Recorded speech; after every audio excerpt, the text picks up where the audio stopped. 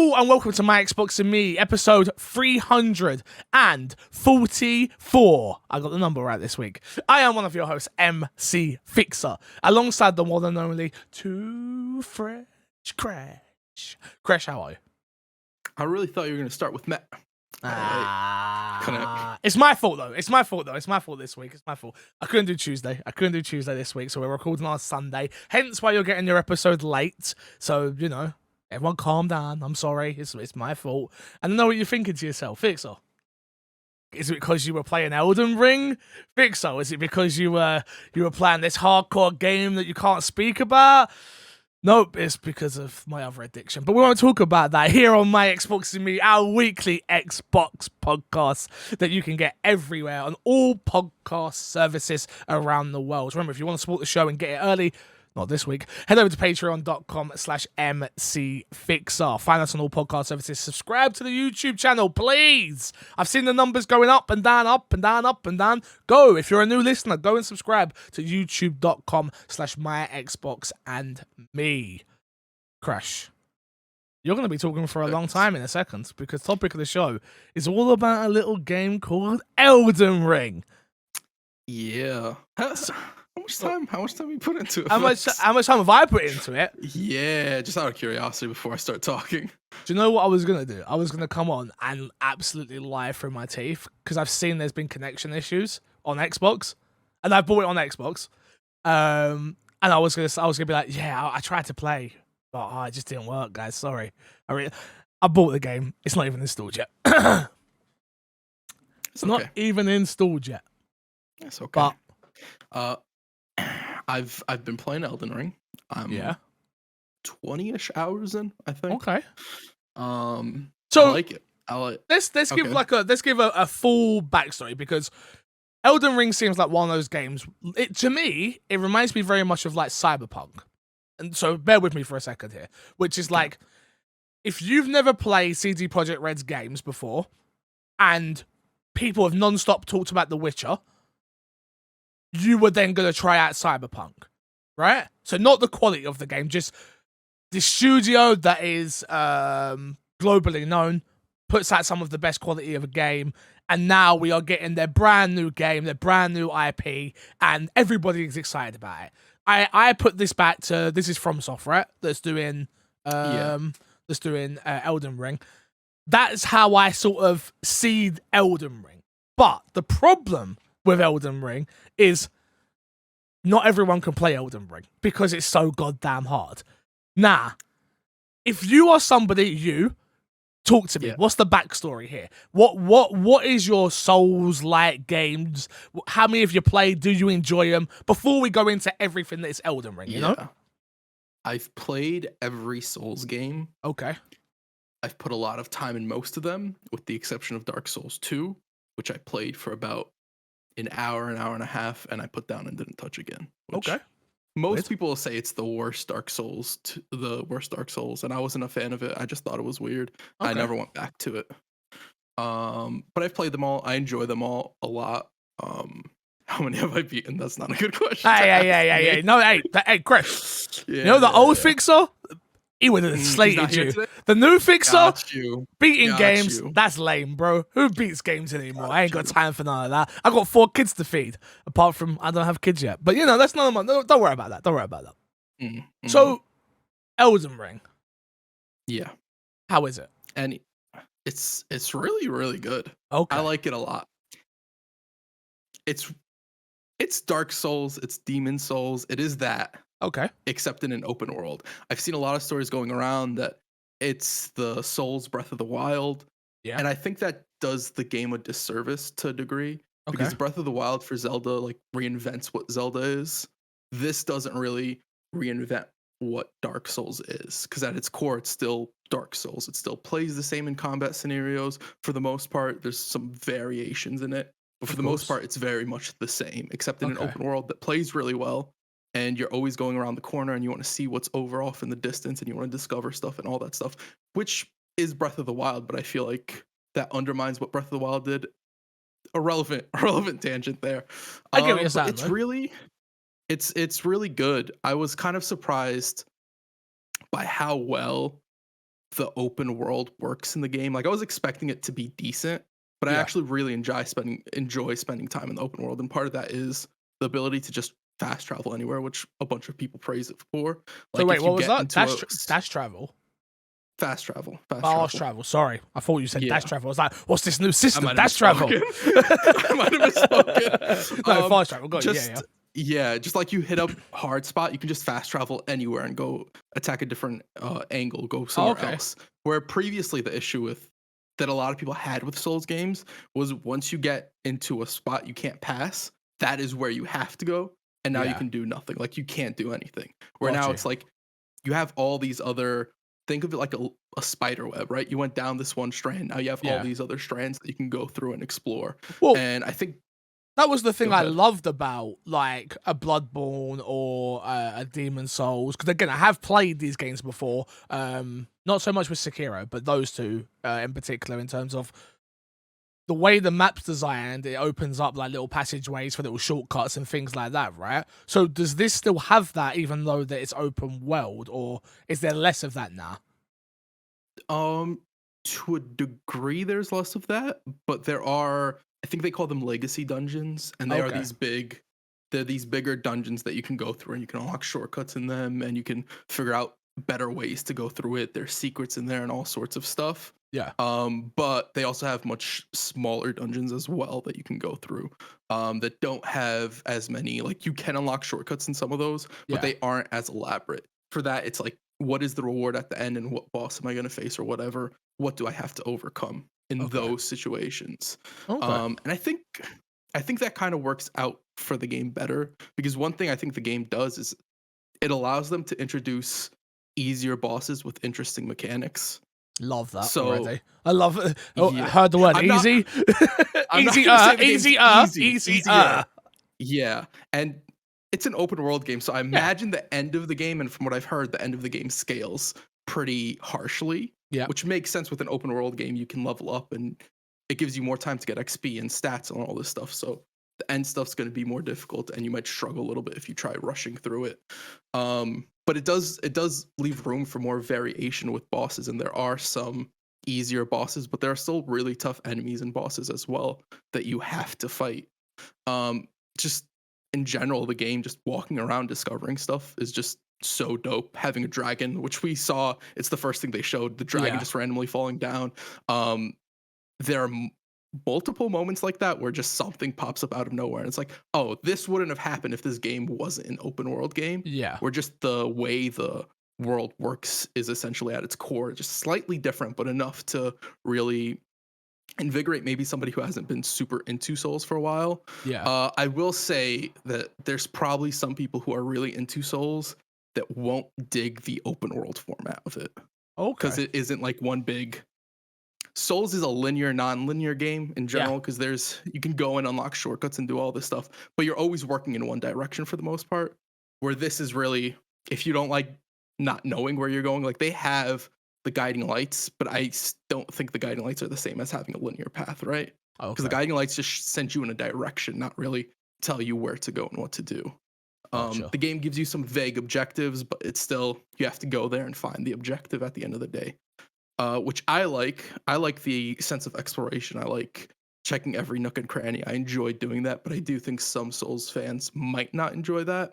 I also don't think the game does a good job of maybe being enticing to people who haven't been big Souls fans. That was going to be my number one question, which was like, if you're a dum-dum like me, bless you, Haley, if you're a dum-dum like me, would you enjoy this game? Because that's one of my biggest gripes with even a Sekiro, Dark Souls, Bloodborne, any of these type of games, right? It's you get a bunch of items, and maybe it's because I play these games usually on stream as well, right?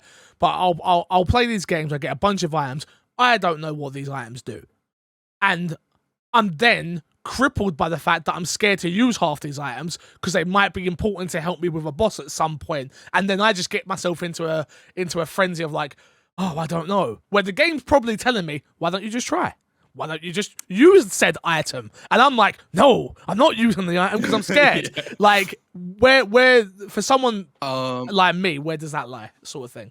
I think the game does a better job of giving you information on items and stuff like that. I don't think it does super. It's still vague to a degree because that's what Souls games are. It's better, easier, but I wouldn't say better. We're not quite there yet, but that's the type of game it is, right? It's still a Souls game. Yeah, exactly. At the end of the day, it's still Dark Souls. Yeah. And if fundamentally you have an issue with Dark Souls, I don't think this game changes that. I think if you were on the borderline of like, I enjoy Souls, but there's something off with it, this game might do it. I think the open world's fantastic. I like the discovery and the explorability of the world. I think just having a normal button for jumping. I can't remember if Dark Souls did it. I don't think Dark Souls had it. I think Dark Souls you had to run and do the leap forward, but having like a traditional jump, like the roly poly, right? Yes, where you have to roll. No, it's not. You don't. It's roll not a roll. Jump, you just run jump. No. Oh, you can roll off ledges to get places you can't normally get sometimes, but. Gotcha. But yeah, I can't recall. I don't remember if Bloodborne had it as well. Does it feel heavy? I don't know if that makes sense to you in terms of like you and me, we know each other very well, so you understand the way I speak. But for the listener right now, what I mean by that is, whenever I play these games, I feel like it's me walking around, and I'm a big boy, let me tell you. But I feel heavy all the goddamn time. And Sekiro wasn't like that. Sekiro, you felt very. Like Sekiro. No, that makes perfect sense. But do you feel lighter than like before? You can feel lighter. Okay. So the horse that comes down to build. A lot of maneuverability, partly build, and partly you can do horse combat in a lot of areas where you might not think you can, and sometimes it is the ideal situation just because you get more movement out of the horse than you would normally. Yep. They have some stuff. They have ashes in the game, which is essentially you attach it to a weapon and it gives you a special ability with that weapon. Gotcha. And one of them is actually a dash ability, which I think does a good job of helping you move around more than you normally would. And that could make it feel a little bit faster for you. I think going for a lighter build again makes it feel faster, but I still think it's in the vein of a Dark Souls or Demon Souls, and not like even like a Bloodborne. If you like Bloodborne and you like the pacing of that, I don't think it matches that. I do think it is slower than that. Okay. I do think there are ways the game alleviates that feeling consistently, but there will be parts where you do feel a bit slow and sluggish compared to what you would want, maybe. Anything? Okay, so you're 20 hours in. You're enjoying it, obviously. You can just the way you're talking about it, I can tell you're not you're not the most passionate guy on God's given earth, Crash. But I can tell when there's a smile on your face, and that feels good to me. That feels good to me. Is there anything you haven't spoken about that people need to know about? Non-spoiler, obviously. Yeah. No. There's a lot of stuff I would want to talk about with the game, but I feel like it would ruin those moments in the game. Okay. And I wouldn't want to do that for people because I feel like the discovering of those things is some of the most interesting parts of that game. Maybe I don't know if you and Matt spoiler. Well, I know. So what we do know is Matt P is going to be streaming it over on the My Xbox and Me YouTube channel tomorrow. So that is Monday, the 28th of the 2nd, 2022. Or how do you guys do dates? You the 2nd of the 28th, right? That's how you weird guys. You Americans, you be weird with your dates. I'm not gonna lie. You lot think we're weird and we think you're weird. It's just one of those things. I don't think you're weird. I know you're weird. Oh, okay. Yeah, that makes sense. But yeah, go check out Matt P. He's going to be playing it through from the start. I will start it. I don't think I'm going to beat it, to be honest with you. But maybe it sucks me in. Because I'm just waiting for... Right now, I'm in a very weird place where I'm just waiting for something else to suck me in. And nothing else is sucking me in. So, yeah. Crash. Yeah. Let's give a shout out to our Patreon producers. Shout out Aaron God and the one and only FNH Paul. We appreciate both of you guys. Thank you for your continued support on My Xbox and Me. It means a lot and you help the show go on. Without you guys, it doesn't happen. Should we do Fix This Sack first, or do you want to do What's Been in Our Box first? Have you played anything other than Elden Ring? Yes. Let's do What's Been in Our Box first then. Okay. So, I've been playing a little video game. Yeah. Other than what I usually play. I played House of Ashes finally. Started House of Ashes, Bandai Namco. So, okay, here's the story, because I said last week I was going to play Telling Lies, right? Telling Lies, hot trash. Hated it from the very start. Disliked it a lot. Telling Lies is it's I think it's done by the same people, but published by Annapurna, I believe. So the start of it, I don't know where it gets from there because I didn't get off of the start. But the start of it is you are at a computer and you are opening emails and you're watching these video clips, and it feels like an interactive film. That's what it feels like, right? But it isn't interesting in the beginning, so it never made me want to get any further. Like, literally, I started playing it with Haley, we're both watching it, we're reading through these long emails, and we're just like, but what's going on? Like, it just doesn't make sense. And I'm sure it does make sense towards the end or something, but I just didn't have a good time with it. We ended up playing Solitaire longer than we did anything else because there was a little mini game of Solitaire. And I was like, no, not for me. So we was like, all right, that's not for us. Let's jump into Heart of Ashes. We've been a huge Dark Picture anthology fans for a while. We played the first 2 games, and I was really looking forward to this one. I don't love this one the way I've really enjoyed the other 2. We're about 4 hours in, or so, I'd say, give or take. Ashley Tisdale looks absolutely hideous, which is very hard to get over. All the other characters look fine. Ashley Tisdale, every time her character's on screen, I'm just like, this doesn't look right. Is it because you know how she's supposed to look? Has to be. It has to be. It's not a great translation. No. Yeah, I think it's that, and then like Dead Behind the Eyes as well, which is always like a big thing for me when it comes to characters. You need to get the eyes right. The eyes need to be reacting and stuff. But yeah, right. I can't say too much about the game without spoiling it. It did come out a while ago now, so I should be fine. But yeah, it's interesting, but it isn't great. I will finish it because I've got like another 4 hours left, if that.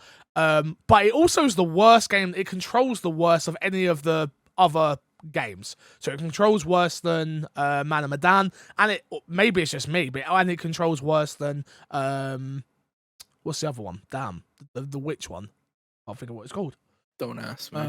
Yeah, no, you don't know. But anyway, yeah, It just isn't doing it for me. I thought it would have done because it's Americans going into a certain land, and then there's this whole tomb, and there's these monsters and all that. And I know they've announced like there's loads that they've now like got leaked. I think there's like 7 games got leaked the other day about all of these. And I'm like, I really want more of this, but I really hope they change the formula, because I'm at the point now where I feel like I know what to do in terms of like, don't shoot.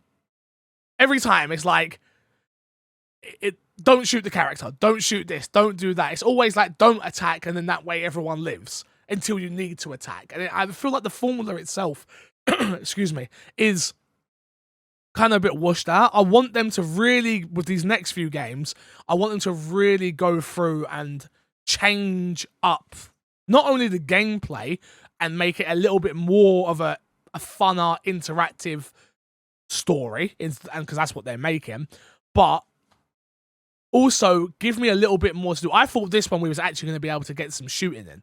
Like, I thought there was going to be a little bit more quick time events in terms of shooting and things like that. And from what I've played so far with it, it's okay. Would you want more shooting in a game like that? I don't want it to be like a first-person shooter, but what I want is, I want something to pop out. Pretty much, the premise of all these games are, walk around the house, find items, wait for the next story beat. Walk around the house, find items, next story beat. I want them to evolve that. I enjoyed that, and I'll keep playing that, don't get me wrong. But I would love for it to be, walk around the house, something grabs me, I have to then react in a certain way, which isn't just in the cutscene-y type way, if you catch. Do you understand what I'm trying to say? Like, I just want the game to be a little bit more gamey. I understand the make a choice here, jump, run, hide, all that stuff, and that's a big part of the game. But when I'm moving around, I never feel threatened. And because the game is paced a certain way, it's like, this is your time to explore, find certain items to get certain answers. But I want them to involve that part of what these games are, if I'm being honest. So you want there to be like some sort of risk when you're doing those stuff. I just want there to. I want to feel scared. Like none of the whole trilogy so far. I love survival horror. Most people know that. I've never felt scared. Even when characters are dying and things like that, it's because I'm like, usually a character dies with me is because I made a mistake. So it's like, I've either not reacted quick enough because I'm not looking, I haven't got the controller in my hand or something like that because I'm watching the story. It's never because a character's just been taken. They do the tropey thing all the time where a character falls off a hill and everyone thinks they're dead. But we all know if you don't see a character die on screen, they're not dead. But there's only so many times you can do that before I'm like, okay, well, they're not dead. So I can cut this character. So, spoiler, I guess. There's a moment in this one, yeah, where literally it's like, oh, I can cut this character off and they die. So I'm like, yeah, cool, she can go. But I know for a fact she's not dead. Like, I knew she weren't going to die. So that moment's then taken away from me because I'm like, you're not going to kill the character like that. I know you're not because I need to see it. You know? Yeah. Yeah, you saying that also makes me... They're the same people that made Until Dawn, right? Yeah, I think so. Yeah. There's a part like that in Until Dawn as well, exactly like that, where you have to make a choice with a character, and the character ends up being alive at the end afterwards as well. Yeah, it's super massive. They did Until Dawn as well. Yeah, it's a shame because the games are fun, and the game I was thinking of was Little Hope was the witch one I was talking about. And again, I've enjoyed most of these games. I've enjoyed Hidden Agenda back on the PlayStation. That was the mobile game they put out. I enjoyed Little Hope. I enjoyed Man of Medan. And then this one I've got to, and I'm just a bit like, am I burnt out on this type of game, or is this not good? And I can't tell yet. I'm sure I'll have more of an answer when I finish it, but I don't love it the way I love the other two. Because usually I beat them in one sitting. But the other two, you also played both of them with Laura, no? Played them with Laura, played them with Haley as well. And this is the only one at this moment in time I'm like, I have no interest in playing this again. Like, once I've done, the story hasn't... I don't even care about seeing the other side of all this. Like, I just don't care. Yeah. But, okay. Yeah. But that's what I've been playing. What about you? What else you been playing? I played Destiny 2. Oh, okay, you're back. Yeah, maybe. Oh, maybe not. Oh, okay. Talk to me, it just came at a really bad time. Because it came in the middle of a whole bunch of games coming out. It was Elden Ring, Sifu, and Horizon, on PlayStation side of things. So there's just like a lot of games to play through. I played through the campaign in like 2 days. I absolutely loved that experience. It's probably the best campaign experience as far as gameplay goes that they've had maybe ever. I played it on Legendary, and they have raid-like experiences. If you play Destiny dungeons in Destiny, it's more akin to that than raids. But it's a very, very enjoyable experience. I think it was super challenging. Beating it in Legendary lets you skip a big portion of that grind, which I think very smart decision. You know how you have the soft cap in the game? They let you just get all the way to the soft cap just by beating it on Legendary instead of having to grind to it. Yeah. So I enjoyed that. I think that's cool. I thought it was really, really good. I just can't find time to actually like grind the rest of it. Yeah. Or it's like I have Elden Ring to play now. And I want to beat those games, and I want to play games that are coming out in March as well. I think there's another like 2 or 3 games coming out as well. I'm scared. WWE, I think Tiny Tina's coming soon as well. Tiny and I'm like, Tina, I'm like, oh god, what am I gonna do? I've got too much to play. Tiny Tina coming out. Do you know what I think I'm gonna do is I'm just gonna dedicate like 3 days like on stream to it, where like maybe in the morning I'll play my normal game, and then I'll do like a 3-hour stream of that, and then I'll switch over, and then I'm just gonna bust through these games. I'm just whoever wants to join me can join me. Whoever don't. But I'm just driving through these games at that point. Okay, we'll see if you do that. I am doing it. No, I love Borderlands, man. I love Borderlands. I have to. Yeah. The more stuff that comes out for Borderlands, the more I'm intrigued by it. Just with the way they're adding variety to builds and stuff. I forget if I added it to show notes this week, but there was some news that came out about that. where you can basically mix classes and stuff like that. And they're letting you really go crazy with the character customization. Yep. I think some of that stuff could be cool. Yeah, man. But yeah, Destiny 2 Witch Queen.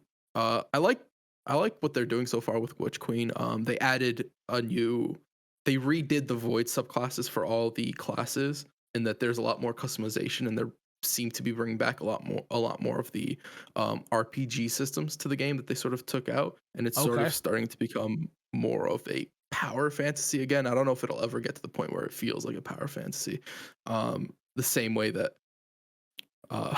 Anthem did. I didn't know a good way to say that. I miss Anthem. Yeah, gameplay was fun. Gameplay The was rest so of the game fun. was yeah. Rest in peace, Anthem. Anthem. But yeah, I'm enjoying it so far. I'm interested to see what they do going forward with that game with the other subclasses, and after that, what the vision is, because they've set up some really interesting story pieces, and I'm interested to see how they explore that if you care about the Destiny world. But after that, I don't know where they go after that is kind of the problem. Yeah. Not that it's necessarily a problem, but we'll see. I enjoyed my time with it. Fair enough. Let's jump into what's been in our box. Remember, you can email in my Xbox and me. But what? What do you want me to say? What's been in my box? No, I meant fix the sack. Let's do fix the sack. I'm like, wait a minute, why is he looking at me like that? I'm like, what? What did I do wrong there? No, let's jump into fix the sack. You can email in my Xbox and me podcast at gmail.com. Chris gave me a look like, for the audio listeners, Chris gave me a look like, what's this guy doing? I'm like, what? What do you mean? What? No. Okay, you were right. You can email in my Xbox and me podcast at gmail.com. First question says, when the long-term success / goodwill of the game lives primarily via multiplayer, reducing the player base size feels like a antiquated approach. Do you think more fight fans are drawn to the exclusive box or to insert rival game on all platforms?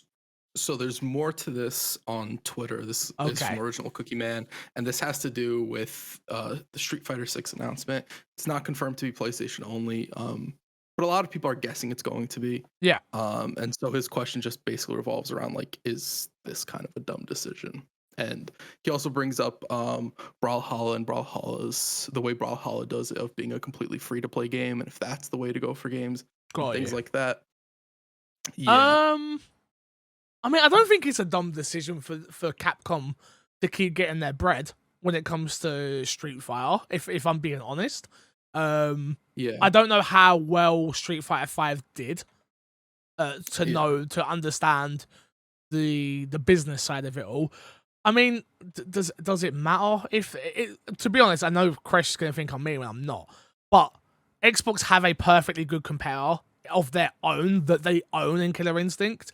So, is it stupid for this? No, not really. Like, it's fine. Do they? They have Killer Instinct? I haven't seen a Killer Instinct game in a minute. Where's the game? They don't got nothing as far as I'm concerned. They have the IP, is what I mean. Like, they got a lot of IPs now, is all I'm saying. No, I think fighting games are they're very niche. They're literally what I was about to say. They're it's a niche genre. Very, very niche. It's a niche genre. Yeah. They need backing at the highest level when it comes to funding and things like that. If that means getting it from Sony or Epic or whoever it may be, I think they should do it to keep those games coming. Yeah, I think the important thing with Street Fighter as well is Sony does a lot more than just fund the game itself, the pro scene, all of that. Capcom Cup. Well, they own Sony it as well, has right? their name all over it. Well, they own it. Evo they bought now, it, which is they own Evo, which isn't Capcom Cup. Capcom Cup's a different thing. But there is also Evo. That's a huge event, a huge fighting game event, and Sony seems to be going more into the marketing of events like that, because you see on their Twitch page, I don't know if you follow them on Twitch, they're always streaming fighting game tournaments and stuff like that. I'm an Xbox fan, real Xbox fan here, you know. Yeah, what's the last thing Xbox streamed? Real Xbox fan. Yeah. It just Street Fighter's in a weird position where I do think all fighting games should go free to play or incorporate a season system or something like that. Killer Instinct, we've mentioned it here before.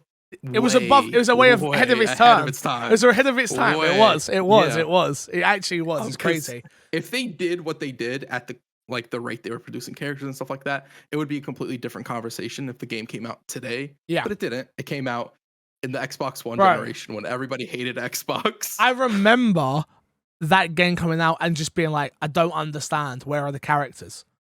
I remember, like, I didn't understand the concept of why have I only got 2 characters to play with? You want me to buy these characters? What do you mean? Are you crazy? Like, like, no, you're 100% right. They were ahead of their time in such a humongous way. One thing I would really love to see fighting games do is the way MOBAs work is they let you earn in-game currencies, and Street Fighter does this as well. The more you play, you earn an in-game currency. But then what Smite in particular does is you can buy a God Pass, which essentially lets you get every single new character that comes out to the game. Their Battle Pass, pretty much, right?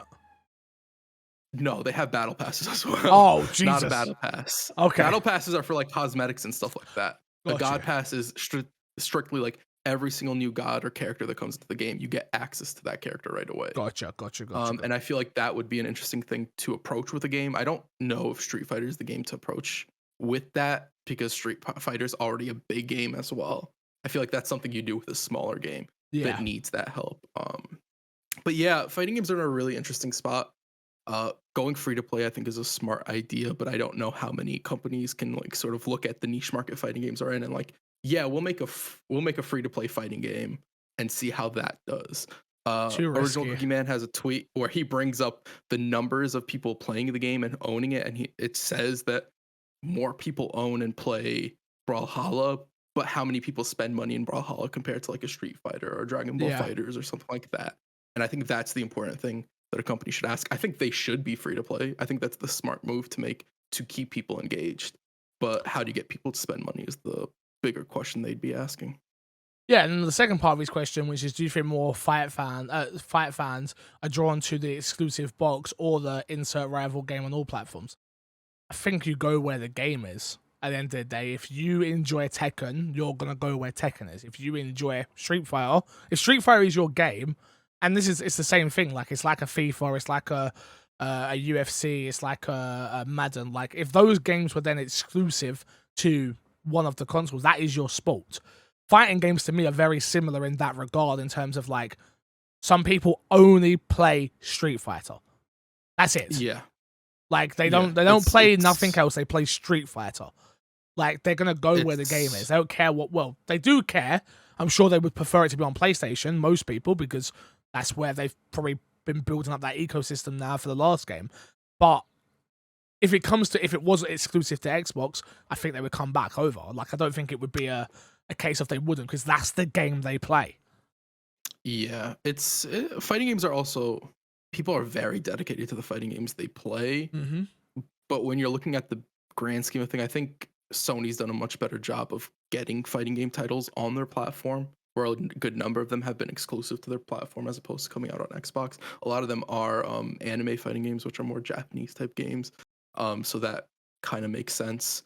But still, I'd love to see Xbox start making more moves in fighting games, but it is really a niche. And the question is, why would you do that other than having maybe your foot into one game? Because you have to remember that Microsoft not only did Killer Instinct, but they also partnered with Rivals of Aether as well. Yeah. Way back when. So it's not to say that Microsoft hasn't tried. It's just how much has it succeeded. Yeah. Why are you making that face? That game was good. Yeah, I don't even know what that game is, so that's how good it was. You don't know what most of the fighting games are. I know King of Fighters. That just came out. That's because that just came out. Do you know why I know? Because I got a PR email about it, and do I want a code? And I was like, no, I do not. Moving on. At Xbox and me, excluding a new console, what Xbox hardware would you want to see in the future? Such as an Elite controller incorporating haptic feedback, a VR headset, or something different? Hashtag MXAM. This one was from Indie Flick from Twitter. I love that. It's weird, yeah. So the more I'm not the biggest fan of the whole haptic feedback and the trigger stuff on the PlayStation controller. Not that I don't think it's good, but I don't play games like that very often anymore. So anytime I have that stuff, it becomes a pain in the butt. But I do like it in single player games, and I do think that is something that PlayStation has over Xbox. So I'd love to see an Elite controller come out. But the problem you have there is PlayStation can sell the same controller that we're talking about for 60, 70 pounds, I think they are, the controllers. So how much is a controller where you guys 80. are? It might be 70 pounds and $80. 70, $80, something like that. 99. Sounds right. And then the Elite controller's 200. So even if they kept the Elite controller at the same price, you're asking Xbox fans to pay for a premium product that their competitor already has for a way cheaper price. So it would need to do something even better than what PlayStation are currently doing, and I don't have the brain cells for that. Yeah, I think the Elite controller already is really unique. I don't Amazing. think they need to pad it with more stuff and increase the price because they're not going to add haptic feedback into a controller like the Elite controller and keep the price the same. No they way. might do 2 tiers of an Elite controller. Yeah. That's possible, but that then makes sense. The price of the second one would be one for people competitive. would look at that. One competitive controller, which the Elite is, and then one for like story, which is kind of what we're talking about here, like single player experiences. Do you keep the extra pads and stuff like that as well? The other problem you have that I think Sony was super smart with here is the fact that everybody has it means they can incorporate it in all of their first party games. Then on the Xbox side, you're going to go, okay, not everybody has it, and then you're asking the team to develop for something that maybe, if they're lucky, 20% of people own. Yeah, it's a headache. Situation. It's a really big headache. I think the only thing you could do is when we get the new redesign of the Xbox One, which will come at some point, if you package the controller then with that, and then there's like the next, it's not a new generation, but it's the restart of it's a refresh of the generation, right? Yeah. Maybe they could do something along those lines. I have an Xbox controller right here. Yep. Like the shape, the design, fantastic, right? We all talk 100%. About how we love it. If you add haptic to this, would this need to get bigger? Would it need to change? Yeah, it would. I think that's kind of the problem as well with them adding haptic without maybe the system getting better or them understanding it more. Is the controller is great the way it is. Yeah. I like the PS5 controller. I've been noticing the more I've been playing it lately that it kind of bothers my hands for a long play sessions. Oh yeah. Because it's a much thicker grip, I guess. I don't know what word to use. He said thicker. Yeah, no, 100%. Yeah. The other thing for me on here is VR. I'm a fan of VR. I'm a huge fan of VR. And PlayStation VR 2 obviously just got announced. They've shown off their new headset. And I'm there. I'm so close to just pulling the trigger. But then I'm like, but there's Oculus. If Xbox came out with a headset, I'd buy it tomorrow.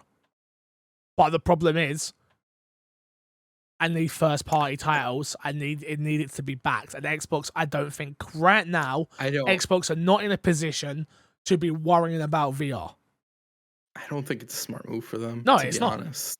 Yeah, I think VR is a really cool concept until VR has a game where it's like you need to play this game, and they've had games that have gotten close to that with the what's the game called? Everybody loves the franchise. It's the Steam franchise. Half-Life.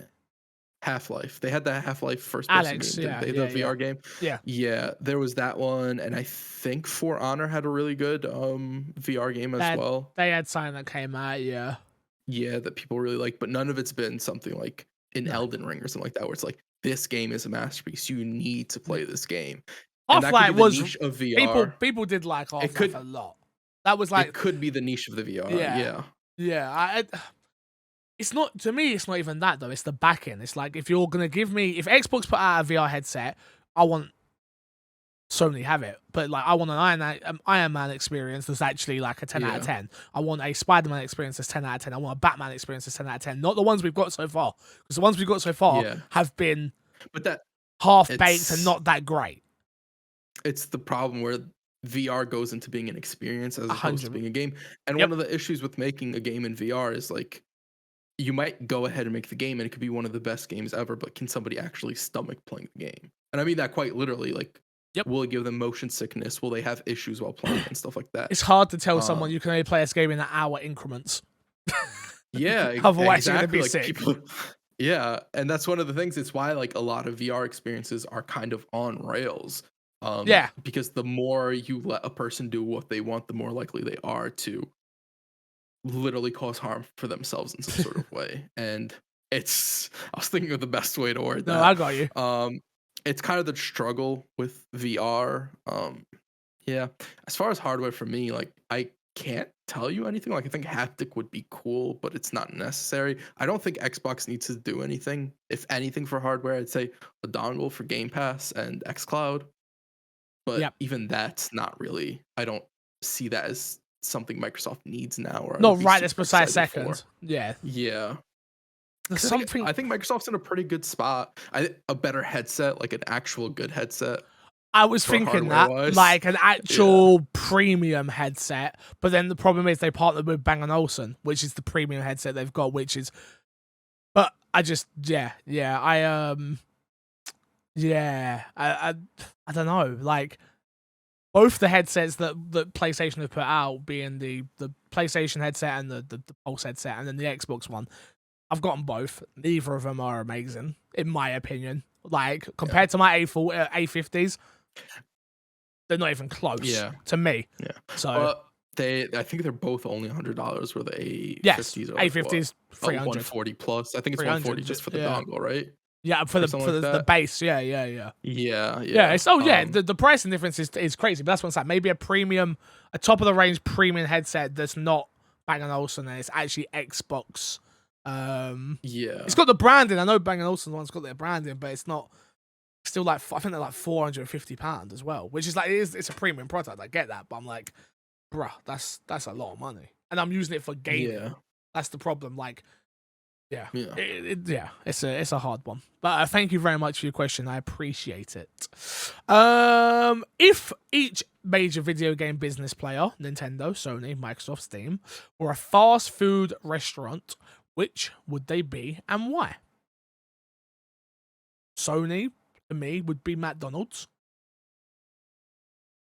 They are doesn't make them the best just because they sell the most, but everyone enjoys it.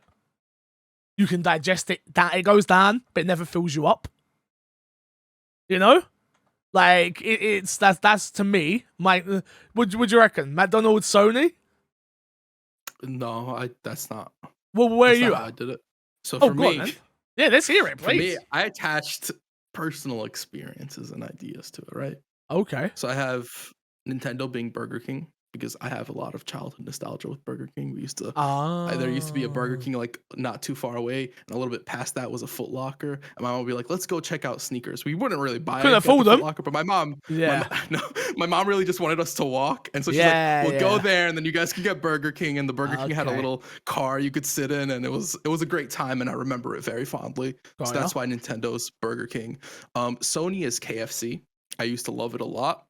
I find myself going to it less, and I still enjoy it when I go, but I just not as often, right? Okay.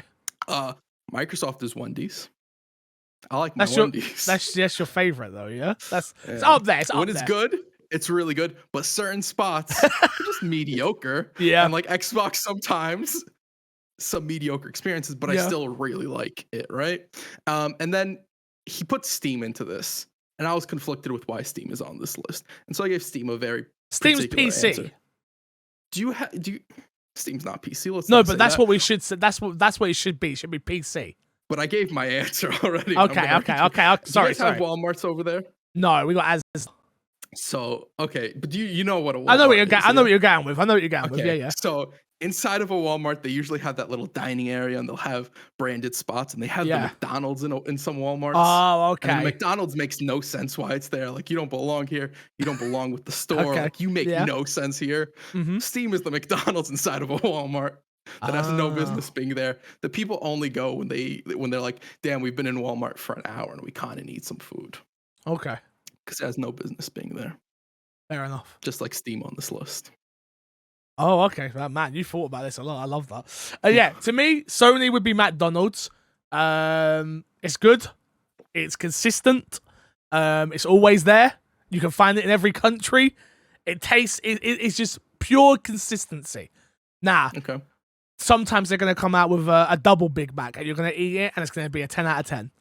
And then sometimes they're gonna come out with a chicken Big Mac, and you're gonna eat it, which is just got cancelled, but you're gonna eat it, and it ain't gonna be too good. You know, you made a chicken Big Mac, bro. It's a whole thing. It's a whole thing. To me, Microsoft is Nando's. I go there every time there's an opportunity to go there, I'm going there.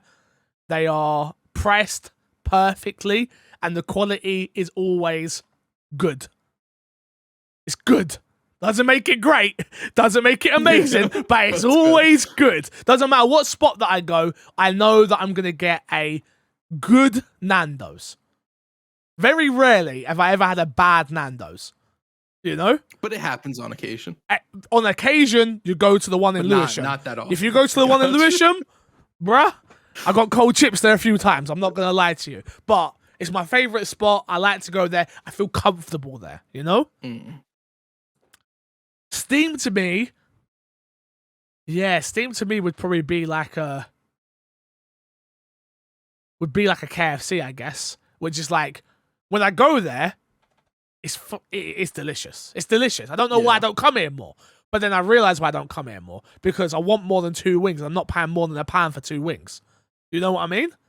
But, there's always a sale.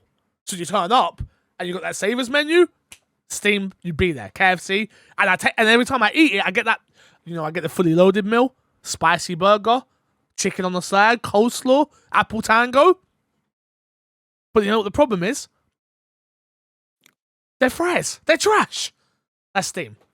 The Steam. Fries aren't that good. Yeah. The fries are trash. Every time I log in, there's an update. The fries are trash, fam. That's what I'm equating it to. Every time I log into this damn thing, there's an update. You don't turn your Steam on enough. I do, bro. My Steam turns on every day. Every day. So then your game should be updated. Do you have them auto updating? I don't know. That doesn't sound like a Steam issue. That sounds like you going in there not knowing what to order, and that's your problem. The fries are bad, fam. It's their problem. It's their problem. The fries are terrible. And then you serve me these fries. And then Nintendo for me is a really hard one. Because I'd need a spot that okay, Nintendo to me is Domino's. Because I love it, but I don't have it all the time. But also, I can have the leftovers, you know? No. But I don't go there often. I'm not going to lie to you. I'm not there all the time. I'm not in there all the time. And when I'm there, I'm like, oh, this is decent. This is decent for me. It's decent. But you're not amazing. But you're not terrible. But you're not good. But you're not bad. But you're not okay. You know? You're just there. I do not endorse You're just there. Domino's. I know you don't. But great question. I just have to make a statement. Of course. Like Thank you. Question. Thank you very much. Fantastic question. We'll do this last one, and then we'll see where we're at for time. Hey gents, hope all is well. The Xbox Free, my favorite Xbox podcast. Hopefully Matt P is there, or this might be weird. It wasn't going to be weird when I added the question. Wow. It wasn't supposed to be weird. I'm sorry, sir. My first question is something I've been wondering and haven't heard anyone bring up this topic on any site or podcast. But with Xbox acquiring Call of Duty, does this change their relationship with EA now that they're potential rivals in the shooter genre?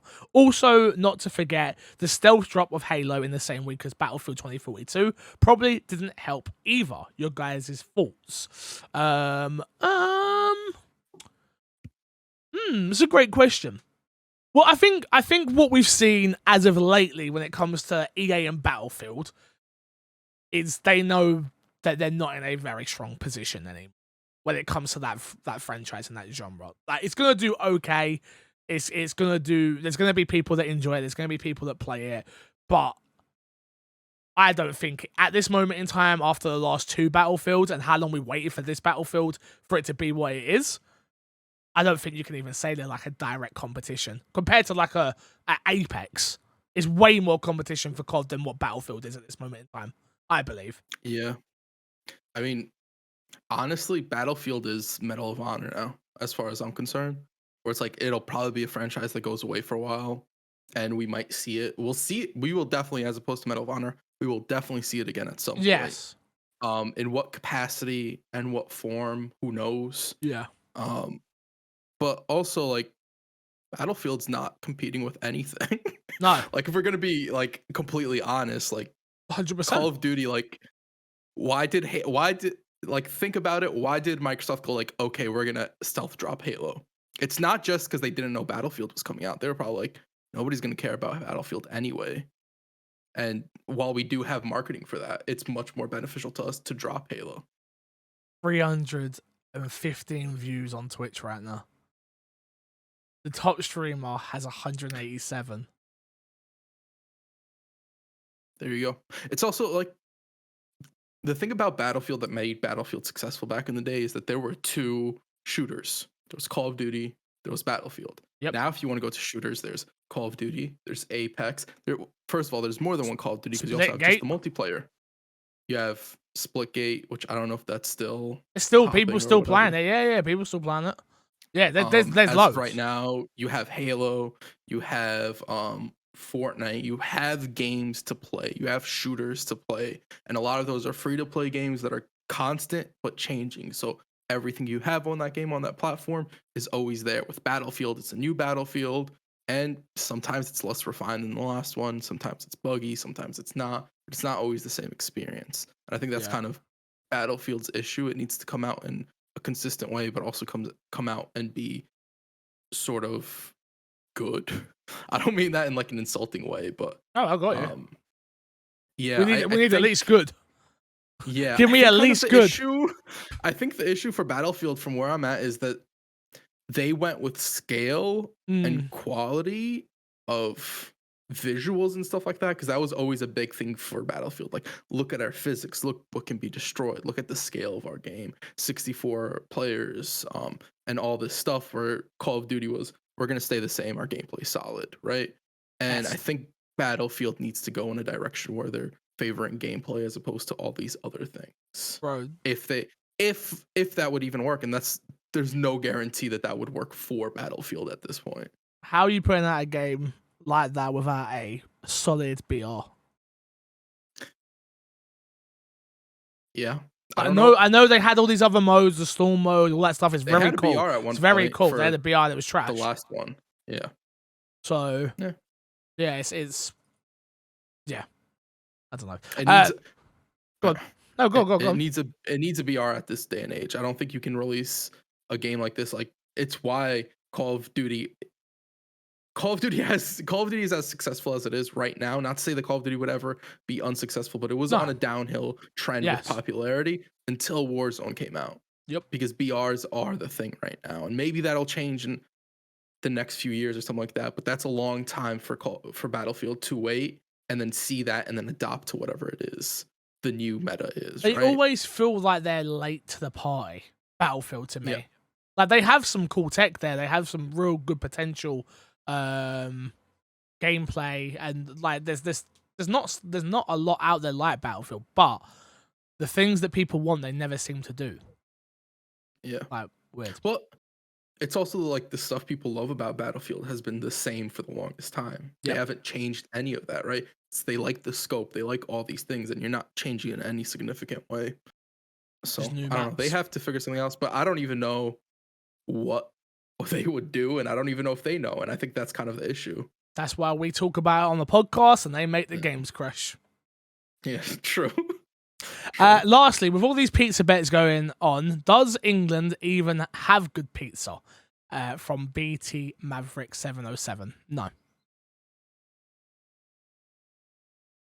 There's got to be good pizza somewhere in England. Not really. Like, again, like from a chain point of view, I think Domino's is better than Pizza Hut by a mile. And then you've got like a bunch of cheap, what I call like little cheap pizza places that pop up with like the worst quality meats you've ever ingested in your life, which is awful. And then you've got like a Pizza Express, but that's like a posh pizza, if you know what I mean. Gotcha. That's not the pizza we're talking about. It's weird because at least in New York, and New York's very different from most places. Not most places, but it's not the same. No, it's everywhere in unique. America. Yeah. Yeah.